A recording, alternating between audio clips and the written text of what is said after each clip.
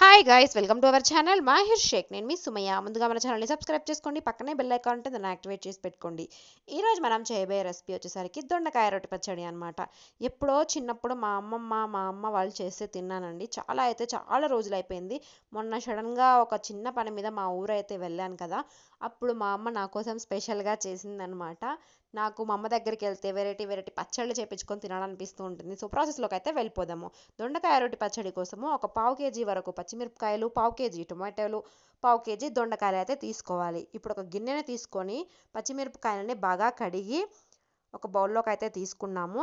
ఇప్పుడు స్టవ్ వెలిగించి ఆ బౌల్లో కొంచెం నూనెని అయితే యాడ్ చేసుకోవాలి. నూనె యాడ్ చేసుకుంటూ మగ్గ పెట్టుకోవాలన్నమాట.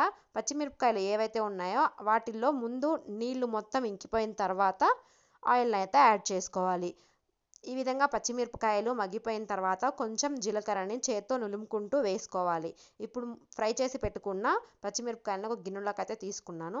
ఇప్పుడు అదే బౌల్లో ఇంకొంచెం నూనెని అయితే యాడ్ చేసుకొని కట్ చేసి పెట్టుకున్న టొమాటోలు, కట్ చేసి పెట్టుకున్న దొండకాయలు మగ్గబెట్టుకోవాలి. మగ్గిపోయిన తర్వాత చిన్న నిమ్మకాయ సైజ్ అంతా చింతపండును కూడా యాడ్ చేసుకోవాలన్నమాట. ఇవి మొత్తం మగ్గిపోయిన తర్వాత చల్లార పెట్టుకున్న తర్వాత ఇప్పుడు మనం రోలుని నీట్గా కడిగి తుడిచి ఆరబెట్టుకోవాలన్నమాట. ఆరబెట్టుకున్న తర్వాత ముందుగా ఫ్రై చేసి పెట్టుకున్న పచ్చిమిరపకాయలని అయితే వేసుకొని దంచుకోవాలన్నమాట. మెత్తని పేస్ట్ లాగా అయ్యేదాకా దంచుకోవాలి. ఫస్ట్ టైం మన ఛానల్ని చూస్తున్న వాళ్ళైతే సబ్స్క్రైబ్ చేసుకోండి, పక్కనే బెల్ ఐకాన్ కూడా ఉంటుంది.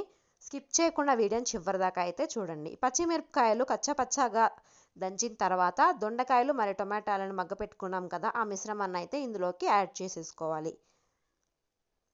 వీటిని కూడా బాగా మెత్తగా కాకుండా కచ్చా పచ్చాగా దంచుకున్నట్టయితే బాగుంటుంది. ఎందుకంటే ఆ దొండకాయలు అనేవి నోటికి తగులుతూ ఉంటే ఆ ఫ్లేవర్ అనేది బాగుంటుంది అనమాట.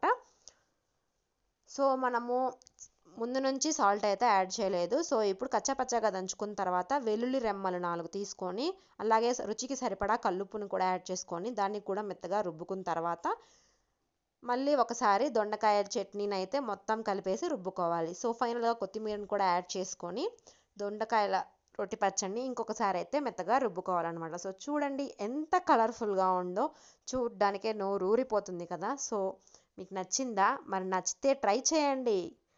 సో మరిన్ని ఇంట్రెస్టింగ్ వీడియోస్ కోసం మా ఛానల్ని సబ్స్క్రైబ్ చేసుకోండి, లైక్ చేయండి, షేర్ చేయండి, సబ్స్క్రైబ్ చేయండి. Thank you so much for watching guys. Don't forget to subscribe. Thank you.